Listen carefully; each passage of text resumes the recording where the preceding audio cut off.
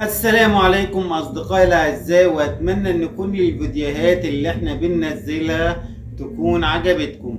النهاردة هنتكلم عن موضوع مهم جدا جدا جدا، وهو موضوع الفيلر، وما هو الفيلر وما هي استخداماته، وازاي احنا كدكاترة تجميل قدرنا نستخدم المادة الجميلة دي علشان نعالج بيها حاجات كتيرة جدا.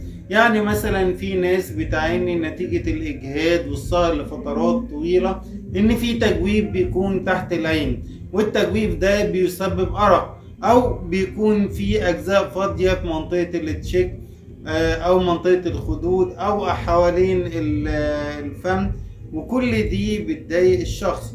برضه الناس اللي بتعاني من حجم ثدي صغير بتحتاج مادة الفيلر علشان نزود الحجم بطريقة طبيعية.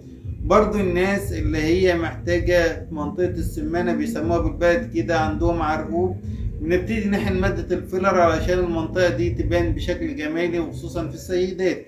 وفي استخدامات كتيرة جدا لمادة الفيلر، تابعونا علشان تفهموا الموضوع ده ايه.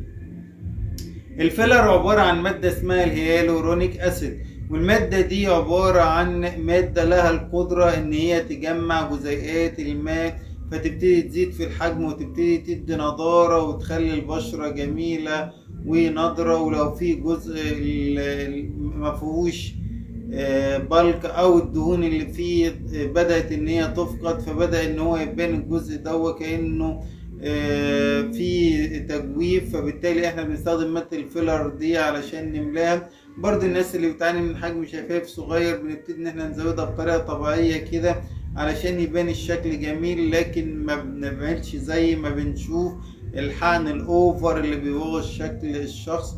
فالحقيقة الفيلر من الحاجات الجميلة جدا. وعشان اقول لكم اعزائي اهمية الفيلر، انت عارف ان في بعض مسابقات كمان الاجسام كان اللاعبين بيلجأوا لحقن مادة الفيلر علشان العضلة بتاعتهم بتبان حجمها زيادة وبالك كده وشكلها رائع. الحقيقة الفيلر من المواد الجميلة اللي ليها اسرار كتير، واللي احنا بنقدر نستخدمها علشان تدي نضارة وتخلي البشرة بتاعتنا جميلة وجذابة.